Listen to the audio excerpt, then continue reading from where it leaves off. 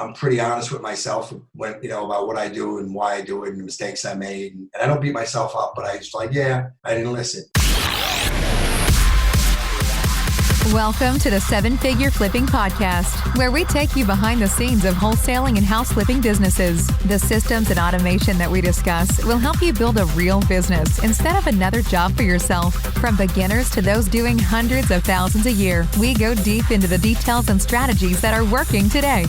And now your host, Bill Allen.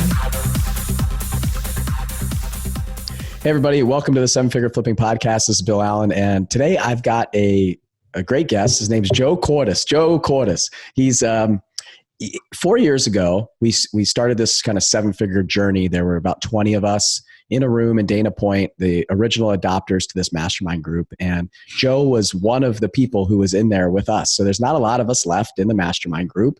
And Joe was there at the first meeting at Dana Point. Myself, Mike Simmons, obviously, Andy, and that's Rob Badhorn. Rob Badhorn is still with us in the group. So I'm excited to talk to him. He's out of New York. He's got a law enforcement background, a lot of the similar core values to me. I feel like we got along really well that first year at Seven Figure Flipping, and I really appreciated all the conversations that we had together. And he's kind of left the community and come back into the community. So I wanted to bring him on the podcast and just talk a little bit about his journey, about what's going on in his life, and hopefully give you guys a little bit of an idea of, we're doing this section right now of some of our members and the different people who are in the mastermind group and who are part of our community. So I think he's a great example of the kind of people that we have in the group and the kind of people that we want to attract. So Joe, welcome to the podcast. Thanks so much for taking some time and sharing your experience and story with everybody. Yeah, thanks, Bill. Great to be here. Looking forward to this. So I'm just going to preface this podcast with my kids. So this is just after Thanksgiving. We're coming off of this 4-day Thanksgiving holiday where my kids are out of school and they're in daycare and they're all sick. My wife is in England for 2 weeks. I'm watching the kids by myself. I've come down with something, so my voice might not sound exactly like it normally does. I'm going to work through this, but bear with me. Okay. So I'm going to do my best. It's pretty good that Joe's going to be on here because the way I feel right now, because I'm not going to do a lot of talking. So I'm going to let you do a lot of talking. I'm going to take Becca Shea's advice. She's like, hey, you need to be quiet and listen to people. So I'm going to start doing that today. So Joe, can you tell us a little bit about you and your story, kind of like your background and how you found real estate? Okay. Yeah. I've always been interested in real estate, even when I was in college.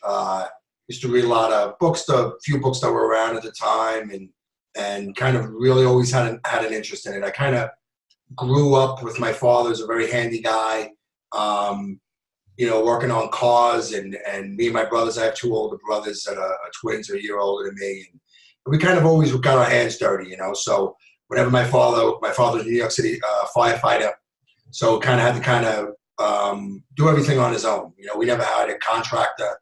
I don't think my father ever hired a contractor, So he renovated our entire house, and he had a little labor pool of me and my brothers, pulling out nails and sweeping up. And I kind of started to see how a house got built from my father. And he was always an excellent teacher. So that was kind of my introduction to being involved as in houses and how things worked.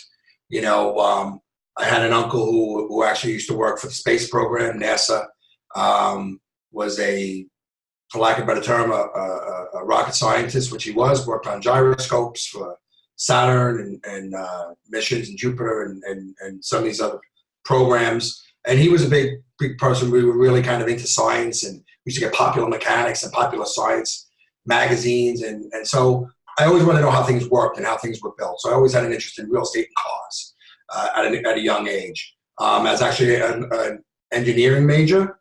Electrical engineering major when I went to college. Did that for about a year and a half, realized I didn't want to be an engineer. And then went kind of on a business plan. I was going to go, took a lot of business classes, was going to college for that. And then at the age of 20, I went on the NYPD and spent 23 years there. And while I was on that job, I always was nurturing this kind of real estate desire to be involved in real estate. I bought my first rental property with my brother when I was 23 because I lived home and worked a lot. Back in the day in the police department, very busy, worked a lot of overtime, squirreled a lot of money away for like a 3-year period living at home. And me and my brothers bought a rental property. It was going to be one of many rental properties that I owned. And then I didn't buy another one for about 25 years. So why not? Why didn't you? What happened there? It's interesting. A couple of things. So I really enjoyed being a young cop in Brooklyn where I was working, and I wanted to take promotional exams, and I worked a lot of hours, and I was trying to advance within that field. So, a lot of time went into that. I really loved that job at the time, and for a long time. And then I bought that house, and I thinking back, it was so hard. It's so different than how it is now to figure all of this stuff out, right? So I didn't know anybody in the real estate business. My father was a fireman. His friends were firemen. Everybody in my neighborhood was a plumber, electrician. Nobody was a real estate investor. Nobody was a mortgage broker. Nobody was a banker. Just now I grew a blue collar neighborhood. And that's just was the people I was surrounded by. And that was probably a time where there wasn't a lot of there's not a lot of online things. You're not going searching, like Googling stuff to figure out what's going on. Like we'd have to actually go down to the library and pick up a book, and you'd have to be immersed in it. You have to go find it. So you were focused on what you were doing, it sounds like, and your circle just wasn't the circle that you were in. It was right. Exactly. And there were very few people that I could, there was really nobody. My father had a friend. That's how we kind of got the bug, but he was a guy who was running his own thing, and we were a couple of young guys, and he would give us a couple of tips here and there, but you kind of had to figure it out on your own. And then it's funny because I did go to the library, it was like 5 books on the shelf, and it's like, it wasn't applicable to what I was doing, trying to buy 2-family houses. And, and then at the time I remember, like, we had that house for a while, and I knew the concept is you get this one, right? You have it for a little bit, you get a cash flowing, and then you go out and you buy another one, right? But there was, I didn't know if hard money lenders existed. I guess they weren't called that back then. They were just angel investors or whatever you would call them. But like, how am I going to find one of these? So I would go to like a bank. I remember like going to Citibank and being like, well, I have this rental, and I got some money. I want to buy another one. And I sat down with the mortgage guy, and he's like, this isn't going to happen. You won't know what you need. You don't have enough equity in this, because the rigidity of that, it was like, really? I've heard that you could do this, and even some of the stuff, like I remember it was like mail order pamphlets I would get, like I'd see something in a magazine, and you'd like send the thing in and send $2 and you get a pamphlet from some guy. I don't know if you know, there was a guy called Carlton Sheets. Yep. You've heard of him? Yep, absolutely. Right. I think he went to jail eventually. I'm pretty sure he went to jail. But that was like the guy, and then you had Donald Trump. Everybody knew him. He was a New Yorker. That's who I wanted to be, back then. But like, that was the other end of it. I wasn't going to call him up and ask him. And so I kind of stumbled around, and then it went on the back burner. And every once in a while, maybe like every 6 months or a year, I'd see a property and I would make an offer on it, or I get nervous, because, my dad was kind of a guy, like very cautious person, and, so that was kind of instilled in me, and it wasn't a lot of risk taking, and that was basically it, and then I just never really got, I bought houses. I bought a house and I sold it, and I bought another house that I lived in, but I just had this kind of 2-family house, and that was it. Me and my brother ran that one, and barely cash flowed, and we were always working on it, and I got kind of immersed in the police department, and everything got backburned for a very long time. So then after that, you retired from the police force, and did you just jump into real estate after that? No, but I knew I wanted nothing to do with law enforcement or security or any kind of those jobs that people thought I would go in. I kind of worked my way up in the police department. I was an upper ranking person, and I worked in the counterterrorism bureau for 5 years, and there was all this opportunity in those types of fields, but it was the same line of work. So it wasn't necessarily real estate, but I wanted to get involved in business. Like I just wanted to do something totally different from that whole world. I spent my life from the age of 20 to 43 doing that one thing, But even around the time I was going to leave on 20 on the button, because I kind of had enough and I was ready to go. And probably about 16 years on the job. It was around 9/11 when that happened. And then at 20, I didn't feel right about leaving. I kind of still had a dog in a fight in my mind. and I wanted to stay, and I was working in the counterterrorism field, and I stuck it out for another 3 years just because that's what I wanted to do, and that's where my heart was at the time. So, but then when I got out, I was like, okay, I'm done with all of that now. I went on to do it. And when I was retiring at the time, because I always, like I just said, had interest in science and how things worked, I was obsessed with getting solar electric on my house, right? And so I researched that like a psycho, and I got friendly with a local integrator. It was a young guy who was a true believer, a good guy, small businessman. And I put solar on my house, and he knew I was retiring. We kind of got friendly, and he's like, hey, I think I want to hire you. I was like, for what? Like, I know a little bit about solar here, but he had really smart people on his staff. He was a smart guy, and he had his partner had his like PhD from MIT in electrical engineering, and I'm like, what would I do? He's like, I want a sales guy. He goes, you know how to talk to people, and I don't want a traditional salesperson. I want to be a sales guy. And I said, okay, I'll try that. It's different. I figured I'd learn about a small business. I think it was like 5 employees. I think I was the 6th employee there. And I think they'd sold maybe like a handful of systems, maybe 7 or 8 systems in a couple of years. They were kind of struggling. And I remember I took like a $30,000 a year base, and everything else had to be commission, right? So that was kind of my first, just jumping, because I could have gotten a job making, 5 or 6 times that amount in a security field. But I was like, wow, I got young kids. I get a mortgage. Yes, I was getting a pension for the police department, but that's never anything that you could really live on in New York. Not complaining. I'm just saying it's not really, I couldn't live the lifestyle I wanted to live. And I took this $30,000 a year job, basically, right? And then everything was going to be on me because I was on complete commission base, And I went at it like an animal. Like I did everything in my prior jobs, and I spent 3 years there, learned about how a small business will operate. We went from 6 employees to 18 by the time I left, and I sold 150 or so solar electric systems during a recession for the most part, and made a pretty good living doing it. And then it was a good big confidence booster for me, like, I'm not just Joe the cop, so to speak. I can actually maybe be a businessman, So it was kind of validation that I could get that job done, And I learned the good of a small business and the bad, and I learned a lot of lessons there. That company looked like it was maybe going to go.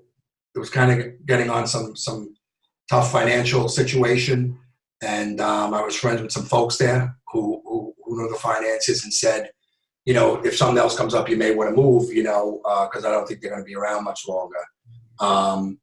And I got an offer at the time then from this guy who I worked in the police department with, who used to call me up periodically and say, when are you going to give up on that tree hugging stuff? The typical love you get in the kind of jobs we used to be, like, what kind of freak are you? What are you doing over there? Solar, So I got enticed back to take a job doing security work, running a corporate investigations department in a large security firm in Manhattan, just because they felt like I needed a job, right? That old fear comes back.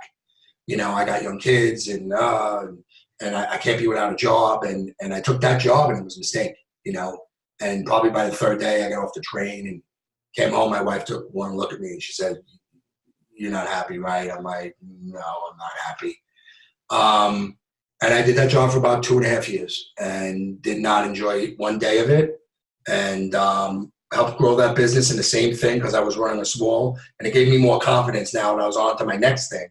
And I could still do some marketing, and I set up their website, and I hired people, and I ran my own unit, and I took that. It was me and a part-time guy.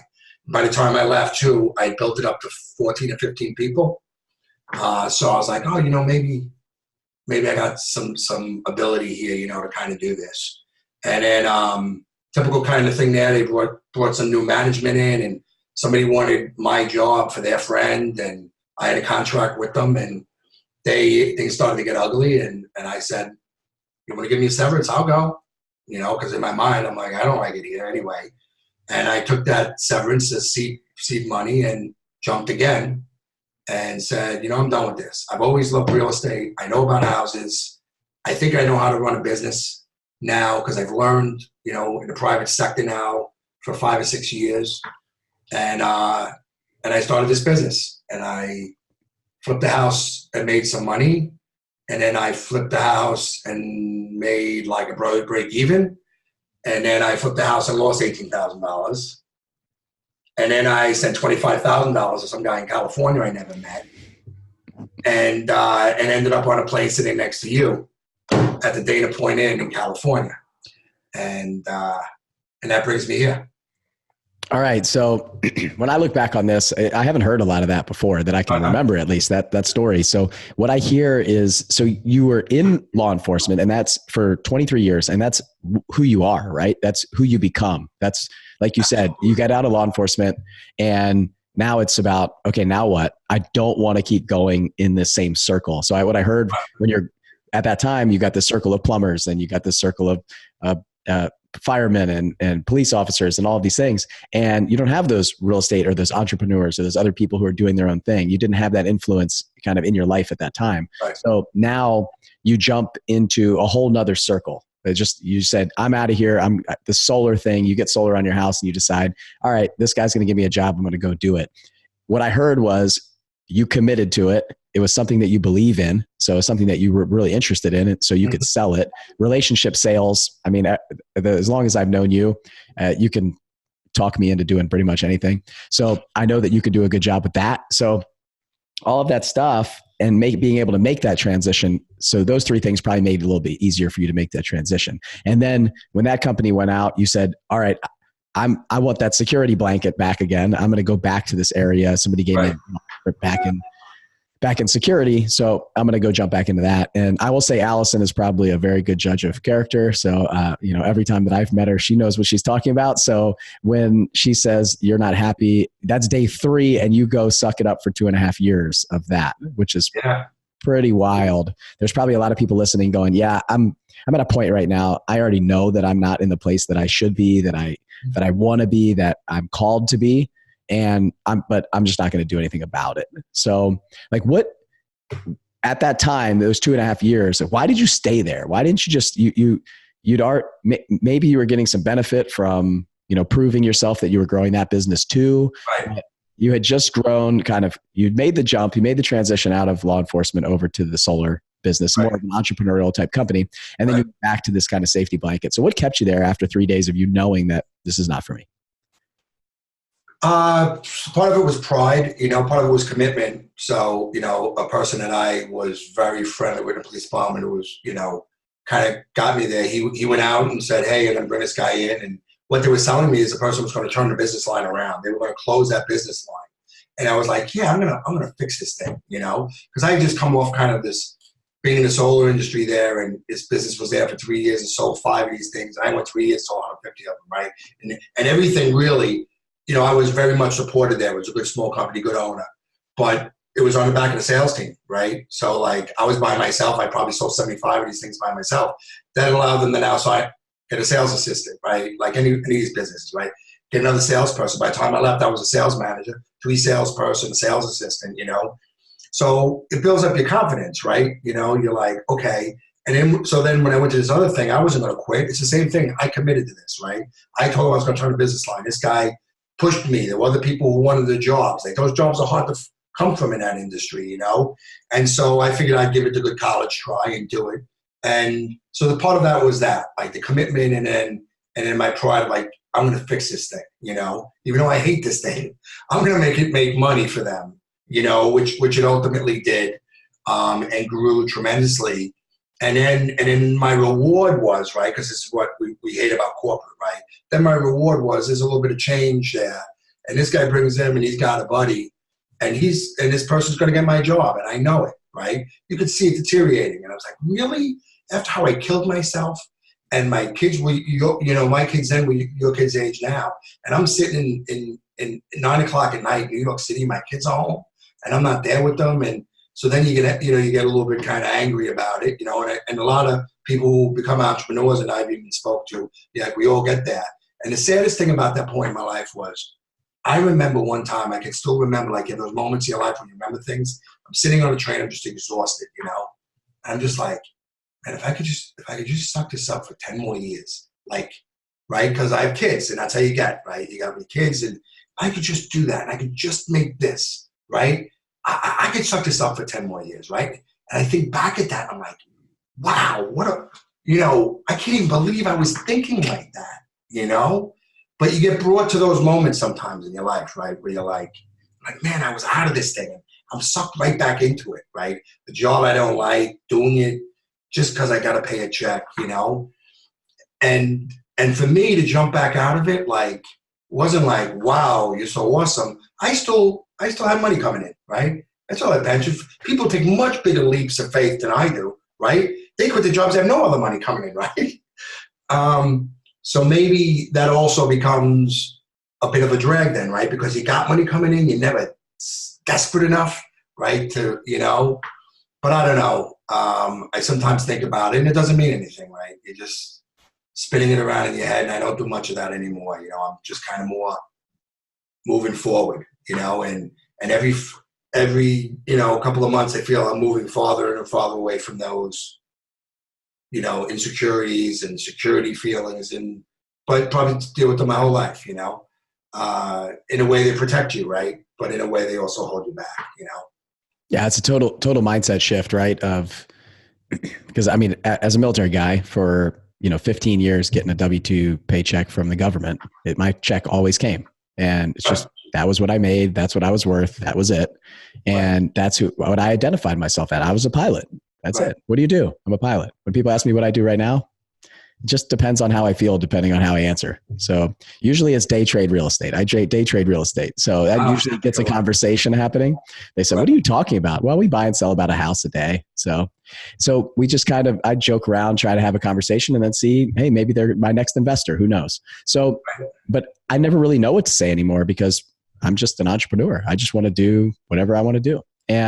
But it wasn't like a light switch that just changed in me. So it's obvious that to me from your story that you started building some other people's businesses and you got some confidence in that, which I think from the sounds of it, it sounds like that allowed you to make that leap a little bit easier to jump into your own thing and be confident that you could do it because you've helped some other people do it. And you could see you're in the a little bit more of the entrepreneurial world, building a business, building the sales team, way different than being a police officer. So moving up as a leader in the police force is probably similar to moving up as a leader in the military, where I'm just kind of put in a position. I do a good job. I get a report, or my end of year kind of evaluation. I take an exam, or I do whatever I need to do to move up to the next rank and keep moving up from there.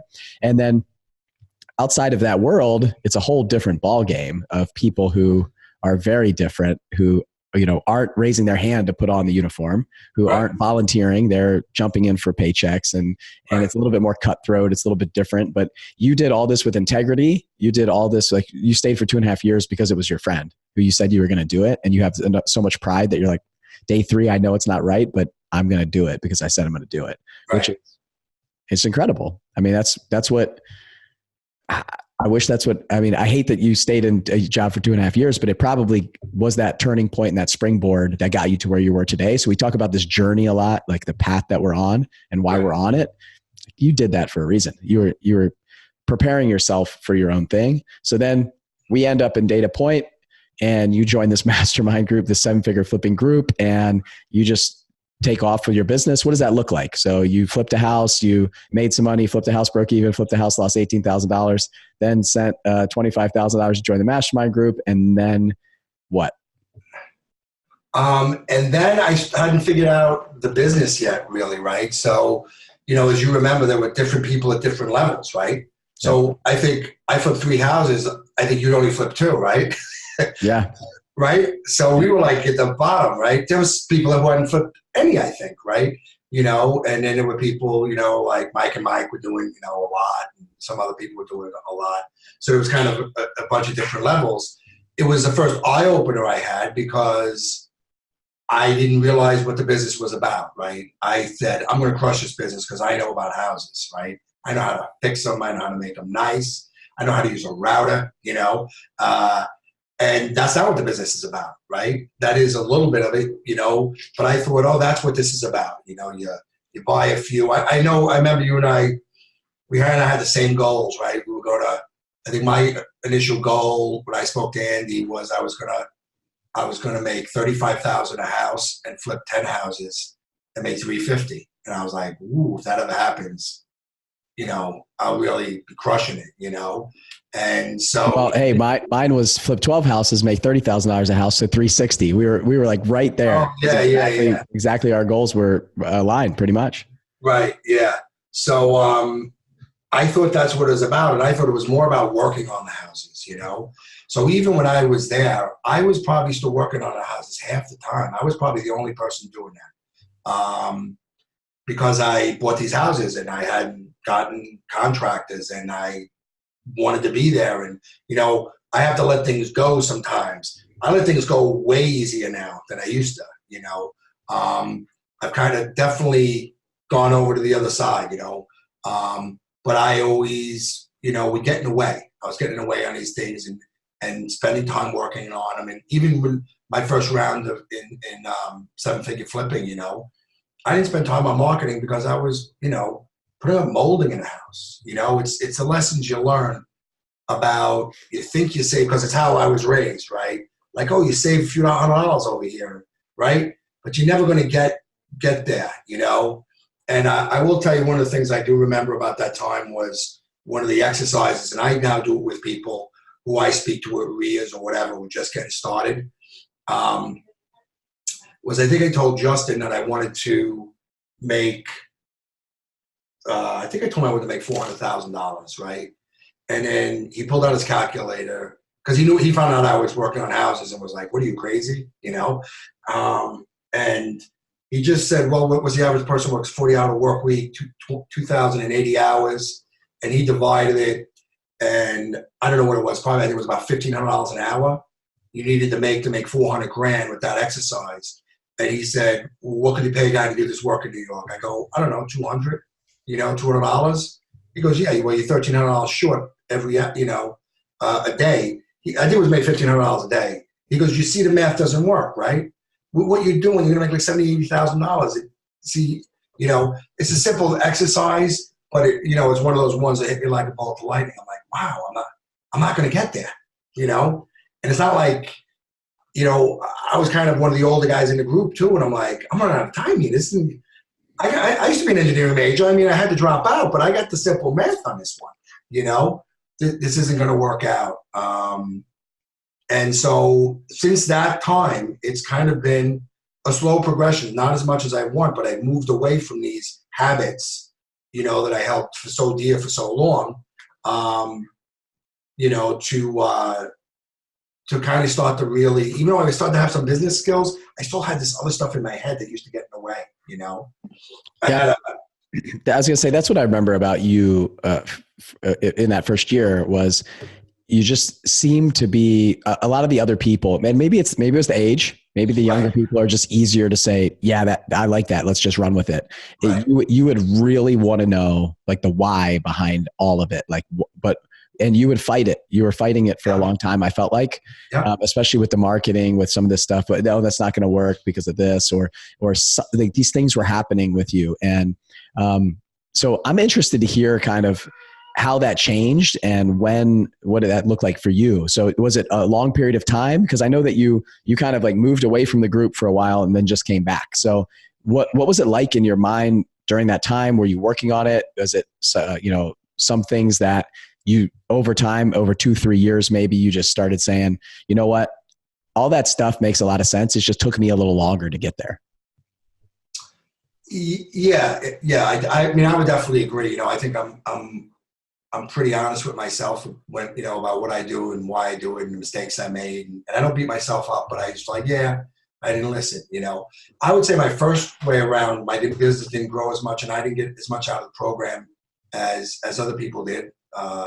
Like you, is I did fight it, and I thought I knew better and I was a little headstrong and it was kind of silly to pay money to be there and be around these people and then not listen to what they're telling you, I I tried to do it on the cheap. It was tough to buy in. The marketing. Is an investment, not an expense. And I was still kind of in the nickel and dime world. I'll tell you a story. I had this house. I did pretty well on it, and I had this contract. It was like a pay one price contract. It was the only decent one I could ever find. And I had this house, and he shows up there. The house is done. It's like going to the market, and dumpster's going out the next day. And I happen to stop in there to take some returns, right, to like Lowe's and Home Depot, right? It's embarrassing, but it is what it is. It's like the grand total of my returns was like $64. It's like a sheet of sheetrock, some tile. You live that world, right? I've been there. I have been there. Right. And I look, and this guy comes out, and he was already kind of moving away from that because he started to get the bigger deals. He's a smart guy. And he looks at me, and I got this piece of sheetrock. It's like 5:30 on a Friday, right? And he's like, "What are you doing?" Right? I'm like, "Oh, I didn't take these returns." He goes, "Friday night, 5:30. Why don't you home with your family, your kids, or whatever?" Right? I'm like, "Well, I just want to stop here, drop your returns, And he's like, "Dude, that goes in the dumpster, right? Are you crazy?" And I'm like, in the environmentalist in me, right? I worked in a solar company. I'm like, that's wasteful. That you shouldn't do that, right? You got to see me now. I'm the first guy. They're like, "Oh, we got 3 sheets of plywood. Throw them in the dumpster," right? I'm the other way now, right? So like it's a lot of those little stories, right? Those little things you do where you think you're winning, but you're losing and you have to cast them. So I struggled with that for a very long time, and now I used to be the guy like, I have a main carpenter who works for me full time and runs a lot of my jobs. I GC all my own jobs, but he's kind of like my man on the scene. He does a lot of the work and runs the subs. And now it's the total opposite way. I'd be like, we got to fix the corner of that molding up there, and that's bothering me and whatever. And now he'll tell me things. I'm like, it's all good. Our houses are still, almost perfect and way better than what everyone else is putting out here, It just took me a long time to get to that place, I was great with busy work, makes you feel good. I'm going to knock this out, get this done, right? That's in our world that I used to live in. That's what we filling out reports and, crushing it, right? Now I'm able to look at this and go, okay, this is busy work, right? I'm not accomplishing anything, at the higher level here. And I'm able to cast it aside now. And like those skills, I think you said it, maybe because I was older and those habits are more ingrained, and I lived in a very regimented type of environment for 23 years of that kind of small task stuff, It took me a long time to cast it loose, So that's what I've been doing, and I've been getting better and better at it, and every year since that point, I've made more and more money. I haven't necessarily done more and more projects, but I have started to wholesale things now, which I didn't think was possible in New York. It's difficult, but it's possible. And I've gotten better at flips. I don't buy bad deals anymore. I don't buy marginal deals anymore, and I make more money on my deals. So like that end of it, I put a lot of time into the contracting flow of the jobs. I have a flip now, $100,000 renovation on a 3,000 square foot house. And I'll have it done in 9 weeks, and that's not like with a crew, that's kind of me subbing it, me GCing it, some subs and one full-time person. So I've gotten really good at that. Well, that's where you make the money, especially in New York, right? You got these holding costs. I remember when we went through your numbers, you remember that exercise that we did? We sat down one day at, I think it was the second meeting, and we looked at your numbers because you were saying you were trying to get the math in your head of what percent what is my number, percent ARV minus repairs that I should be at. And we looked at it because your holding costs were so much more. Your closing costs are a lot higher. Your holding costs are expensive. All of the things just in New York just added up to a ton of money. So you had to buy even kind of deeper discount than a lot of us because your fixed costs were so much higher.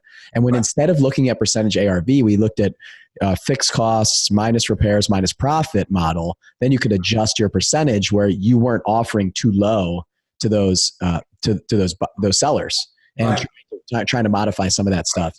I also think it's amazing kind of that, like, if this has all been ingrained in you for so long, your whole life growing up, your whole career in the police force and all that stuff, and even after in the entrepreneurial world before you started your own business, to look back and see how big of a change you've made even over 3 years, basically, it's just amazing to see that, isn't it? I mean, I think for myself, when I look back at the way that I think now versus even the way that I thought when we met 4 years ago, is astronomically different. It is unbelievably different. And the decisions that I make now are almost 180 degrees out from what I would have made before. And nickel and diming is probably one of my biggest weaknesses at that time, of thinking of everything like a cost instead of an investment, like you said, because until I joined this mastermind group, everything that I bought was what's the cost to me? It wasn't about what am I putting in? Now for me, it's about, like you said, if I need to make $200 an hour, how can I find somebody that wants to make $10 or $12 an hour? And then if I want to make $1,000 an hour, where's the $200 an hour person? And I want to make $10,000 an hour, where's the $1,000 an hour person? And really look for that, because I mean, my personal assistant, she makes great money. She needs to make me more than twice or 3 times what she gets paid to free me up to allow me to do other things. And she's the one who scheduled this podcast with you. Because I just said, look, I gotta get some people on the podcast, go out and here's my list. Here's my top 3 people. I want to talk to them. And she's going to go do that so that I can then focus and just show up when I need to show up, be prepared, do all those things. And you have come to that point where you've gotten to that point where you see it as an investment instead of a cost. Me too. I feel like I think almost 180 degrees out from where I did, and in a very short period of time, which is pretty amazing to think about. Yeah, I mean, I guess it is somewhat of a short period of time, but I'm just impatient. You know, I'm frustrated with my progress. I wish I was farther along, because now I've seen the connection more to, like, I got to this period here after I left where I was like, you know what, I got a nice little business humming here now, right? I don't have really a lot of employees. You know, I had 1, and I'm making some good money. I'm making more and more in these flips, and I don't have to do 20 or 30 deals a year. I can do 10 and actually have a pretty solid, thing going here. But what I realize now, really kind of the last 6 months and wanting to get back in the group, is, I still need some help getting to that next level. And I think what it was for me was like, now it's the time thing, right? Now it's more of the time freedom. I'm working less than I was. I don't swing a hammer at these houses anymore, but I'm still logging 50 hours a week. And I'm like, this is never going to change unless I get bigger, right? Because on what I'm doing here now, this is about my capacity. I can flip 5 or 6 houses a year and wholesale 4 and do it with this kind of little small operation I have. But this is like a job now, right? So it's the best paying job I ever had, but it's still a thing that I'm going to have to log 50 hours a week to just kind of maintain it and keep it going. So what I wanted to do now is get to the point now is if I get scale up and make more money, right, then now I could start to be the person who's hiring, and then I can start to get out from under this 50 hours, and then maybe it's like a real business, and then that'll be maybe a business my boys can go into someday. It becomes a thing now, rather than a job, So that's kind of where I'm at now. I was like, oh, I don't need to be flipping 1 million houses, and then now I'm like, I don't need to be, but I need to be doing more what I'm doing now to kind of be where I want to be. I can't get there just doing this now. I gotta take it to the next level. Yeah. And I think that's for you, that's where your next level is, right? It's not the same for everybody. Everybody doesn't need to do 200 houses or 300 houses or 100 houses. And everybody's got their own plan and what they want to do. And time freedom, I think that's the underlying tone in everything that we do and everything that we do inside the mastermind group. Is that's pretty much why people come in, is they say, look, I'm going to Home Depot every day and I'm doing returns. I'm doing all this stuff. And I want more time with my family, and that's what I want. And with that, I think I remember talking to Andy on that first call and him saying, you want to flip 12 houses, you'll make $30,000 a house, and you want to continue flying for the Navy full time? Like, how do you plan on doing that? Right. And you don't want to hire anybody. That was the other big caveat on me. And he said, well, it's not really possible. So I'm not going to tell you that it is. And he's right. It's not. But now I've got a company that runs without, we're 2-3 hours a week. Nate and I meet for 2 hours a week and we talk about how things are going. I don't make, $500,000, $1 million in that company, but I have my time freedom. My paycheck comes every Friday. The company runs, it employs some great, phenomenal people. Right. They do great work. They care about it. It's continuing to grow. We're continuing to build that company. And I love the fact that I got my time freedom back. The company's running. And it's like you said, it's a business that not only runs without me, but it has it's developing future leaders inside of that company. We're putting food on the table for 15, 16 people. We just hired 3 more people this quarter. Wow. So it's, and I have no fear about hiring those people. Like it's not to the point where I'm going, I remember that first hire that Andy talked to me about. I said, I don't want to be responsible for their kids, for their family. And now I do want to be responsible for that. I want them to show up at the Christmas party coming up in a few weeks. And I want to give them gifts. I want to have an awesome party. I want to have this huge blowout party like Andy used to tell us that he had every year. So every time when I saw that, I just started to develop into that. And now I love it. And the fact that some people have left my company and have grown their own business and are successful, like Ryan Smith has gone out to start Lead Smith and is doing some great things for a lot of other entrepreneurs and investors. I've got Dee Dee. She went out to start a bookkeeping business on her own with her best friend. It's fantastic. I love it. I love the fact that they're going to do that and they're following their dreams. And so I'm able to be like this, almost like a little incubator for potentially other people who want to grow inside my organization or do their own thing later. And that's okay with me. It's exciting, and I was part of that. I remember when I worked at the solar company and we were building, and that was another thing where people really loved it.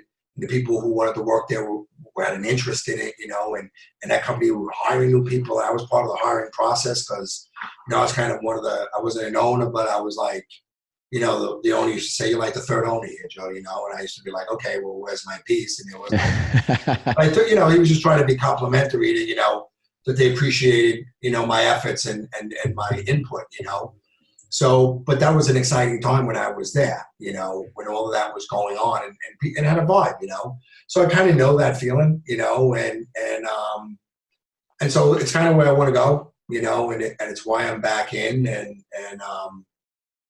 it's kind of refocused me around and got me around entrepreneurs now, and even next level entrepreneurs, right? Because back then, we didn't have the higher level people that you have now in the group, and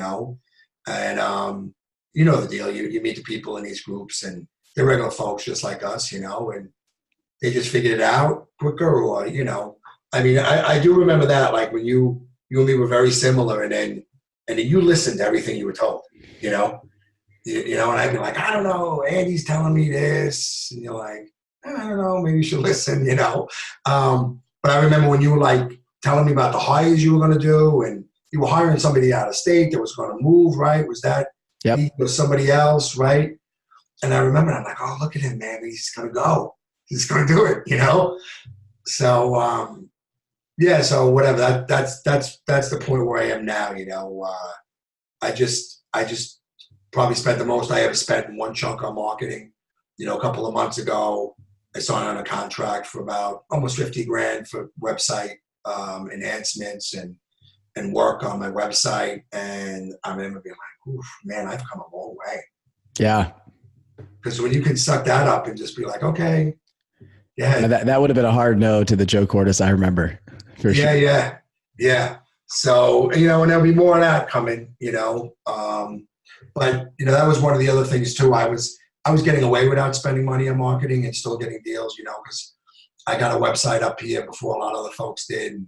And I was doing very well. I was getting a lot of website leads, and then it took my eye off the ball, and I was like, oh, I'm good. I'm number one. They click on me. I'm good. So I wasn't doing everything I should. And then the next thing you know, my phone stopped ringing. And because that was my main source, I get deals through some networking and stuff like that. And a little bit of direct mail that I was doing. But all of a sudden now my phone stopped ringing. Like there was an algorithm change in Google, and my phone literally stopped ringing, I'm like, something's wrong. Like I'm calling my phone, like the number changed. Let me check the website again. Like, that feeling, right? When it doesn't ring.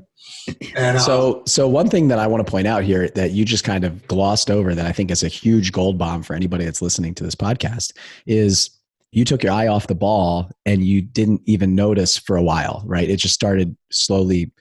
It happened, and you said, "What I'm doing? What happened to me? What happened?" And what we say inside my company right now is the only person that's going to beat us is us.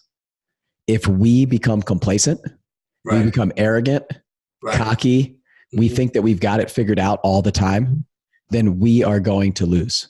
We will not continue to grow. We will become stagnant. We will start to deteriorate as a company, and we will lose our market share and domination. So the only person, the only rival that we have in my mind and Nate's mind and all the team's mind is ourselves. Right. And when you get to that place, you just want to best yourself. You don't need to worry about what everybody else is doing. Right. You don't need to worry about it's fine to look at your competition to figure out what's happening. What are they doing? What should we be doing better? But if you focus on you be the best person that you can, the best company that you can, and you're going in and putting in 100% every single day, no problem. When you take your eye off the ball and you think you got it all figured out, you got it going on, that's when you start seeing a decline. And a lot of times you don't see it right away. It starts happening, then you fall off the cliff and you go look back and say, what happened? I just lost like $400,000. I don't even know what happened. Right. And it's because you're not keeping your eye on the ball, like you said. So I think that's a huge point. And I absolutely love that you mentioned that, because it just takes me back to our last quarterly meeting that we had with my whole team. And that's what we talked about. Our number one threat is ourselves. Right. And for most of you out there, that's it. You are the threat to yourself, whether it's the way that you think, it's your mindset on things, it's the kind of people that you're hiring, it's what you're doing, it's the way that you're talking to sellers. It's you. It's nothing else. It's not the market. It's not your competition. It's not all this other stuff. It's you. You've got to make the change and become a better version of yourself. And when you can do that, and you can then hit this level and continue to kind of figure out how to get better, whether it's going to an event, whether it's, joining a mastermind, whether it's reading that book, whether it's, putting in an extra hour of work, whether it's going on that appointment that you weren't going to go on because it's too far away, whatever it is, doing that, that's an investment in you. It's an investment in your business. It's an investment in your life. And it's same in your personal life too. For me, it was my health. My health I took my eye off the ball on my health because I was focused on my business. Mm-hmm. And I grew a fantastic business, but I was out of breath walking up the stairs to play with my kid. Right. Like, it's embarrassing. Right. And what's it all worth if I have a heart attack and die? Nothing. So making sure that you're got a good, well-rounded business, a well-rounded personal life, relationship, professional life, all those things, friendships, travel, whatever makes you happy, emotionally, all that stuff is so important here. We talk a lot about the business side of things, but you can take your eye off the ball in lots of different areas. So a lot of times what we do is we take our eye and attention off like three things to focus everything that we have on the business, or we focus everything that we have on the personal life or the spiritual life, and we neglect all the other things. And it's all comes full circle. So I think it's great that you brought that up. Oh, thanks. Yeah. I mean, it's definitely, you have to know who you are as a person too, right? So, my wife will always say about me, like when I'm focused on something, it's like, I don't hear anything, I'm in this, and I know that about myself, and one of my neighbors runs a local football organization. I used to coach youth football for my older guy. And I was so in that when I was doing it, it was like, these were 10-year-olds, and I'm watching game film at 5 o'clock in the morning for 2.5 hours, breaking down plays, right?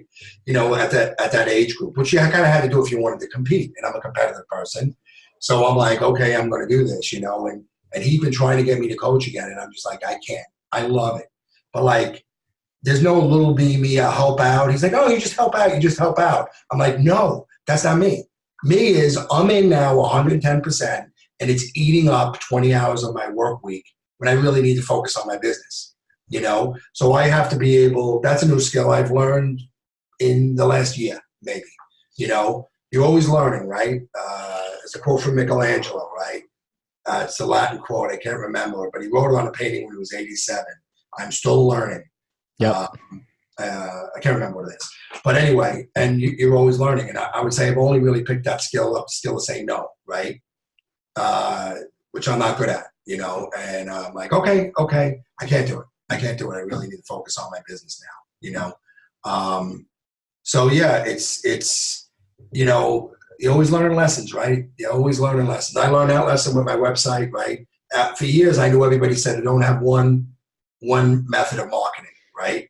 You got to build up these some things work, some things will stop working. I didn't listen, right? So then I learned the hard way, right? Not that I got crushed, but I lost business. I was trying to build this thing up again. I had to put a lot of energy in it. And, it's an interesting business, unlike most business, a lot of other businesses, I talk to people about it. They're like, what? You've heard a little stuff, It moves so fast. They're constantly changing. You need to get innovative. You need to constantly make adjustments. It's really fast moving business for sure. But when people hear direct mail, they go, what are they in the 1950s? Right? Right? I'm like, yeah, I know. I used to say, yeah, I don't buy it. Right? Now I'm like, no, it works, because when I speak to people here in New York, everybody tells me the same thing. I'm like, crush it with direct mail. Direct mail is your lead channel. Your lead channel in Long Island, direct mail, right? I don't know why, right? Let's hit New York, right? At the front of everything, right? It's got to be the digital age and whatever. Direct mail still works here, right? Yep. And works at a high level. Don't fight it, right? It is what it is, right? So I guess that's kind of part of the lesson I've learned too, just is what it is. Yeah. And it'll be about tracking those metrics. I think the biggest thing with direct mail, the people that don't say it doesn't work, or it's my return's not great, they just don't know what their return is a lot of times. So we watch it very closely. So if it starts dipping, we start saying why. What do we need to do? How do we make an adjustment? We just start making a tweak. We try to see what's happening, or we remove zip codes. We reduce the amount of mail that we send. We get our return back up. We do a lot of different things when you're in tune and have the pulse of what you're doing on the marketing side. I mean, this is a marketing and sales business, period. Right. If you're going direct to seller, you got to be a good marketer. You got to be good at sales. Right. And because if you're falling flat on one of those, it's just a funnel, and there's some area in your funnel that's not working. If the bottom's not spitting out money, you got to know what it is. You got to be able to back it up and say, do I have enough leads? Are we sending enough? Are we getting enough calls? Now we're going on, 10 appointments a week, but we're not closing any. Okay, this looks like a sales problem to me. Right. Or are we not qualifying them enough? Are we just going on all 10 appointments, just not our target sellers? What does our avatar look like? All of these things. I mean, we could spend another 2 hours talking about just that, but like knowing all that information is so important with our business, and having the pulse of it, whether it's direct mail, whether it's your website, whether it's pay-per-click, whether it's cold calling, it's texting, it's ringless voicemail, whatever you're doing. There are bandit signs, door knocking, networking, all those things. It's all about the numbers. It's about getting the reps. It's about getting the at-bats, and then refining the skills. And obviously, you left the mastermind group and then came back. So it's interesting to have that perspective, because you kind of went out, you were with us for a year. You kind of went out, figured it out on your own. You kind of wanted the growth again. You said, you know what? I have a good business here. And I hear this a lot. I have a good business.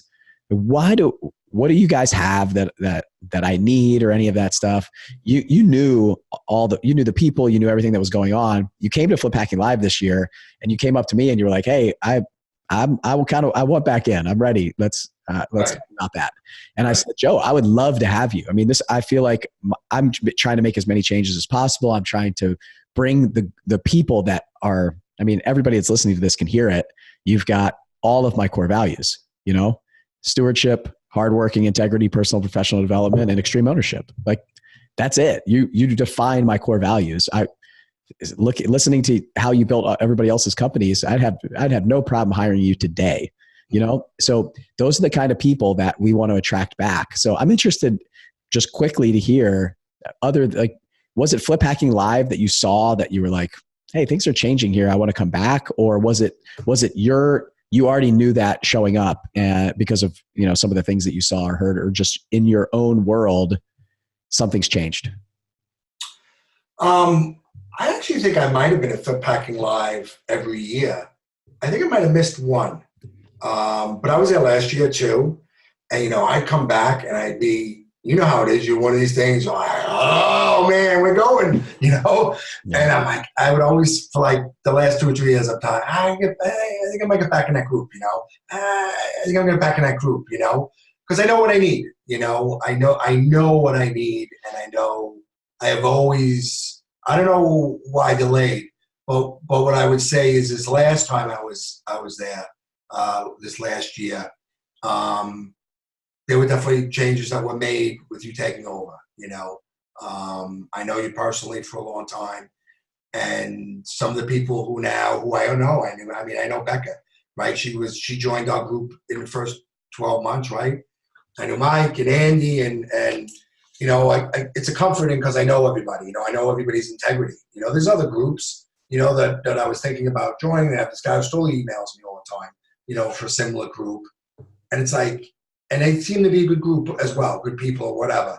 But like, I know all these people, and I know what they're about. I know integrity, and I know it's not a bunch of lies. I know what they're saying comes from the heart, and so it's always like I've always trusted that about the people in the group, And then when I went back there and I kind of saw the direction things were going in, and accountability groups and how much it had grown, and I was like, okay, man, this is so much better than it's it was when we started, and it's funny. I see some of the things that you were talking about that first year, like, we should band together and go after these people and get better pricing, right? On list source. Like, you were talking about that stuff very early on, probably like the second meeting, and then now to see how that's kind of all come out, So it's definitely you taking ownership of the company maybe, eventually. But definitely taking ownership of the company and the things, you're very honest about it, and open about, this is what I'm trying to do, and here's why we're doing it, and here's the reasons, and it's an open book, and that's the kind of stuff that I appreciate, honesty and being an open book and telling people what you're trying to do, and you leave yourself vulnerable, right? Certainly as a business owner, sometimes when you do that, right? But you stay the course, right? And as long as you're doing the right thing, I'm one of my favorite expressions. It always comes out in the wash, right? If your heart and your mind is in the right place and you're doing the right thing, you make your mistakes and whatever, and you don't do everything right. Nobody does. But in the end, the good stuff comes out. You just kind of stick to the plan. Yeah, I love it. I don't have any plan to take over the country. I'll tell you that. But I feel like getting that deal with Lending Home, that 100% financing, that has been 2 years of my efforts. You talked about 4 years ago, me talking about kind of using the purchasing power of the group to figure out how we can. Yeah, for me, it was selfish, and it still is. I mean, we saved $80,000 last year in my company, Blackjack Real Estate, on the value of just 3 relationships that we built inside the mastermind. Right. So I was able to go to bat for myself and the rest of the people. And we saved over $80,000 last year. It's just crazy when we ran the numbers from our lists, our mailers, our hard money lenders, all that stuff. Real money. That's an employee, right? Oh, that's a high level employee. That's like an upper level manager in my company. Right. That's a sales rep on 100% commission potentially. So it's really incredible. That's my tax bill, right, is paid for by. That are some of your old skills coming to work on that, right? Sticking at the beginning, the best price, you still got that. You still got that in you, Well, I'm probably torturing a car dealer on a VW Atlas I want to buy, and I take a little bit of pride in that, Yeah. So I still take it out when I need it, Well, when it's 1 cent per postcard for 120,000 a month, it's those little price adjustments did make a big difference, right? In a company. Yeah. And honestly, that's for my staff too. That's to make sure that that's more marketing that we can do. That's a whole nother the channel that we could open up without risk if we can reduce those fixed costs. So we do, a lot of stuff on that profit first model to see how can we reduce those fixed costs. So you make a good point too, like, almost no savings, it almost pays for being in the program, Oh yeah. I definitely see that coming, and even what I would say, when people are like, oh, you're doing that thing again, wasn't a lot of money or whatever, it didn't work out. I go, no, it actually did kind of work out, right? Did I get all the value I could have gotten out of it? No. Some people got more than others, and I was in a different place in my business and in my mind at the time. But when I look back at it, would I not have done it? No, because I would be nowhere near to where I am now. I'm not where I want to be, but I'd be nowhere I am where I'd be now, and I wouldn't be now back. right? It would have just been like, oh, that was a failure. That was a waste of money. It wasn't. Even if I think back on 2 or 3 things that I learned there, or 2 or 3 relationships that I have, it was absolutely worth it. Paid for itself, So that's why I'm back. Awesome. I see the value in it. Well, we're happy to have you back. I'm really happy. When we had that conversation at Flip Backing Live, it was great. I really was excited. I didn't want to. I haven't been beating down your door or saying, "Hey, Joe, what are you doing? Where are you at? Come back, come back, come back." I want those people to come back on their own if they see value here. Like, there's a lot of people in the group from before that I would love to have back. It's the right people. It's the right values. It's the right all of that stuff. It's fantastic. I absolutely love spending time with you. It's being there at the masterminds together, getting to know Allison better and hearing about your boys and everything that you guys are doing. It's really cool. I mean, we've done some deals together, from before, and those relationships are powerful.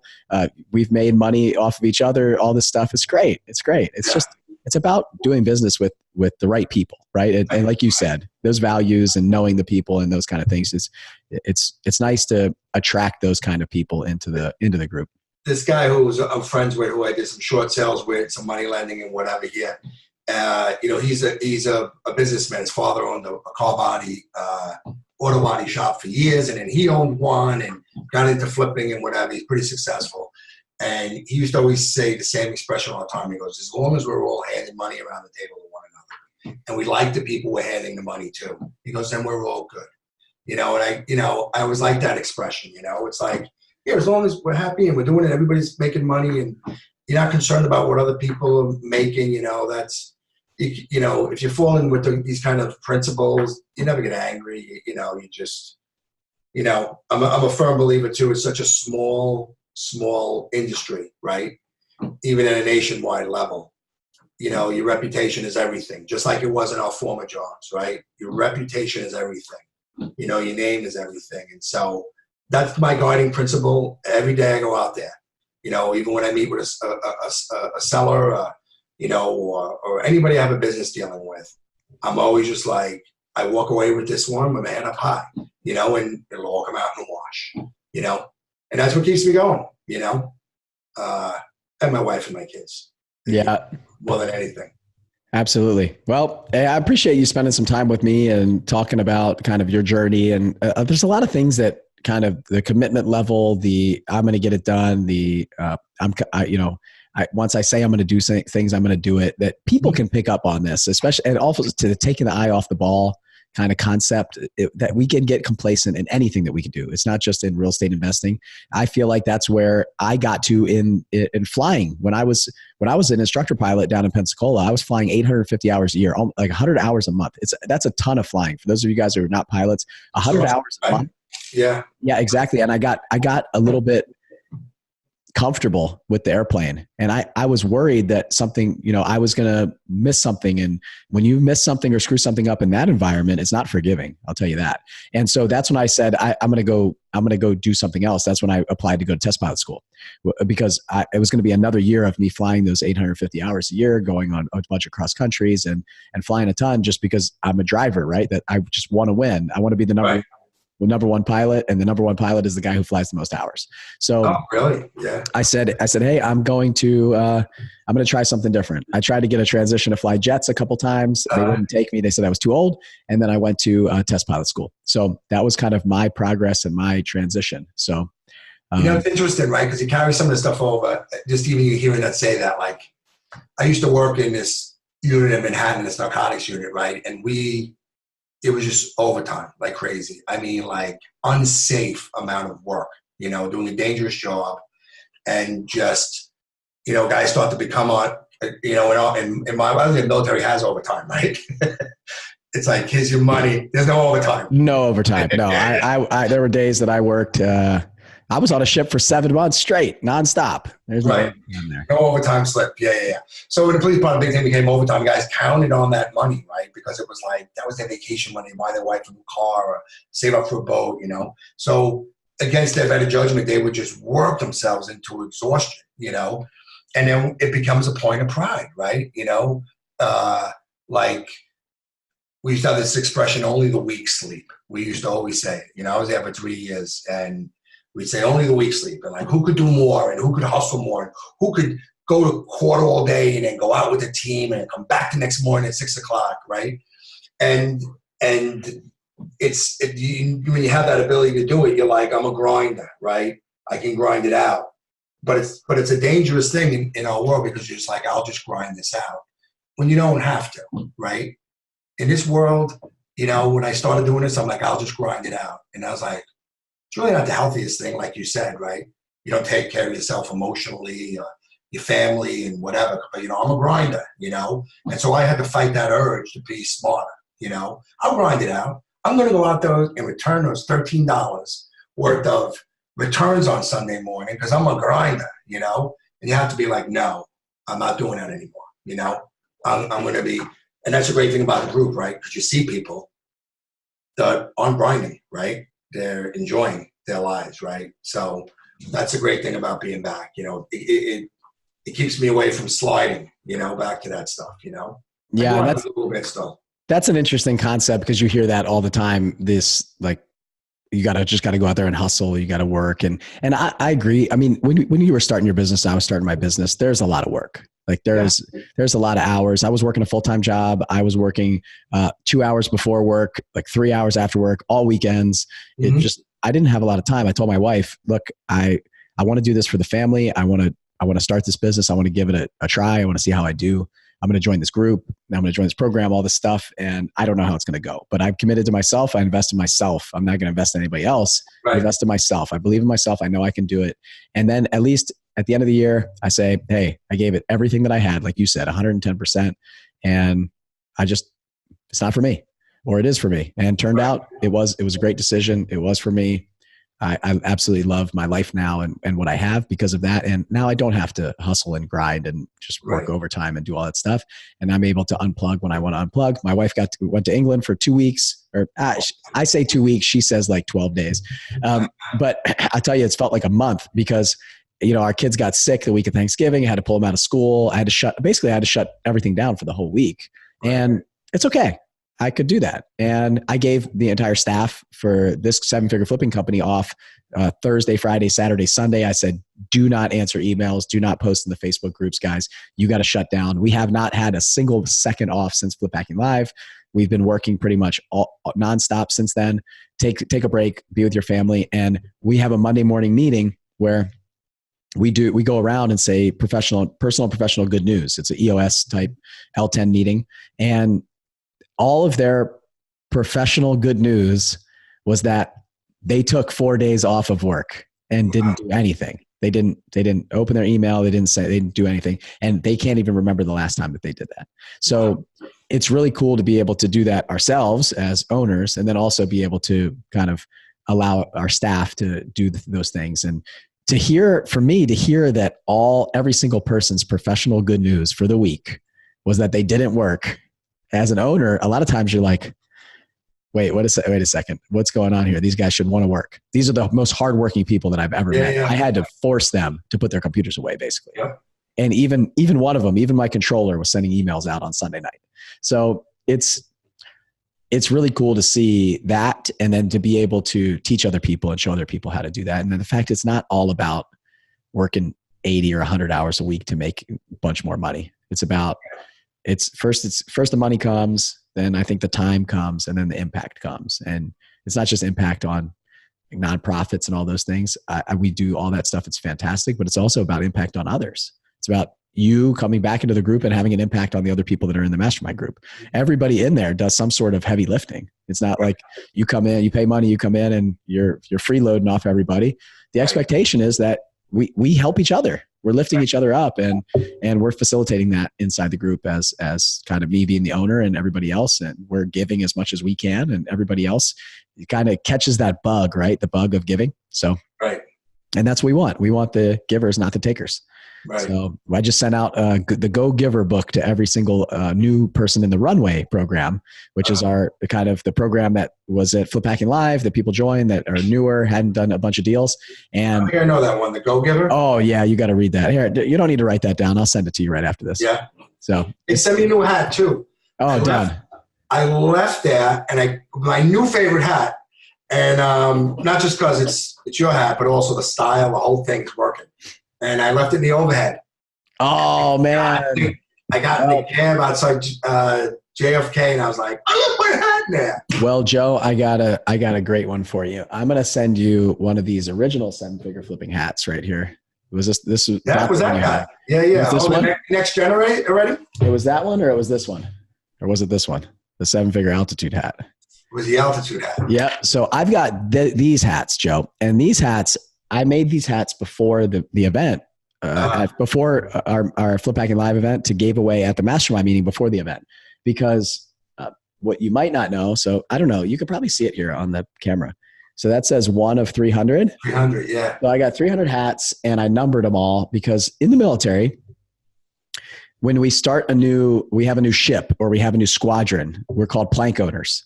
So if you're the first person in that squadron or that ship or whatever it is, you're a plank owner of that. So when we started HSC 23 in San Diego, I had my commanding officer on the podcast, Greg Sheehan, recently. So he was the commanding officer of that squadron. We started up this brand new squadron. So I was one of the plank owners of that squadron. And what I said was I wanted to number all these hats to give them away to our 7-figure flipping members who were members before we made this brand transition at Flip Hacking Live last year. Mm-hmm. And so I numbered all the hats, and I gave them away to the people. And so all the people who were there in the beginning have a low number hat. So I'm 1 of 300. I've got 2 of 300. Okay. I think it's Andy and 3 of 300. So Kyle and Vanessa have low numbers, and Mike and Becca and Terry and Adam and Jeremiah and all the people who were there early. So what I'm going to do is I saved a couple other low number hats. So I'm going to send you one of those. So, and awesome. I'll send you one of the new 7-figure altitude hats. But as one of the kind of the founding members of the group, one of the people that were there in the beginning, you deserve just as much as these other guys to have one. So I'll send you that. And now I'm glad that you left it in the overhead, because if you hadn't done that, we wouldn't have had this conversation, and I wouldn't have been able to send you this. So I think I have one that's around, it might be in the 20s or something. I kind of kept a small group. Awesome. So, being one of the plank owners yourself, being at the first meeting, being part of the group as we started this thing and started this journey, because we don't use this logo anymore. We don't use any of these. So it's kind of the old throwback that will go out of production very soon. So it'll be worth a lot of money someday. Yeah, that's right. That's right. You can sell it on eBay or something. So, all right, Joe. Well, I appreciate you spending time with me and hanging out. And so I owe you the Go Giver book and 2 hats. We'll get that right out to you. So, awesome. All right. And you know what? So I want to take a minute. We talked about Flip Hacking Live, but before you go, we Flip Hacking Live has changed a little bit. So I kind of want to make an announcement if we have a second to talk about Flip Hacking Live. So we're going to be selling some tickets, guys, in December. So what I did was I brought the price down in the tickets in December until January 1st. So I'm going to bring on my CPA. I'm going to bring on some other people on the podcast here coming up to talk about where you're spending your money, where you're structuring your business for the end of the year, because with the end of the year coming up, you got to start, it's like your last rush to kind of plan for taxes for 2019. Right.